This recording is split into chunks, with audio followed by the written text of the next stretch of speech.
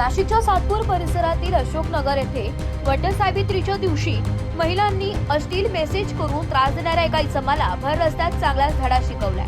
शाळेच्या व्हॉट्सअप ग्रुपमधून महिलेचा मोबाईल क्रमांक मिळवत संबंधित इसमाने तिला अश्लील संदेश पाठवल्याचा आरोप आहे। जा विचारल्यानंतरही त्याने अरेरावी केल्याने संतप्त महिलांनी त्याला रस्त्यात गाठून चपलांनी मारहाण केली आहे। या घटनेचा व्हिडिओ आता सध्या सोशल मीडियावर व्हायरल होतोय। घटनेची माहिती मिळताच रिपब्लिकन युवा सेनेचे नाशिक जिल्हाध्यक्ष सुनील साळवे, निलेश गांगुर्डे, जितू बेटारे, गुलशन गिरनार, कुणाल पगारे, नितीन खरात तसेच छावा क्रांतीवीर संघटनेचे उत्तर महाराष्ट्र कार्याध्यक्ष प्रवीण पाटील यांनी मध्यस्थी करत हा वाद शांत केलाय। मात्र गर्दीचा फायदा घेत संबंधित इसम घटनास्थळावरून पसार झालाय। या घटनेमुळे परिसरात महिलांच्या सुरक्षेचा मुद्दा पुन्हा ऐरणीवर आला असून महिलांशी गैरवर्तन करणाऱ्यांवर कठोर कारवाईची मागणी होत आहे। एस मराठी न्यूज साठी नाशिक शहर प्रतिनिधी नाशिक।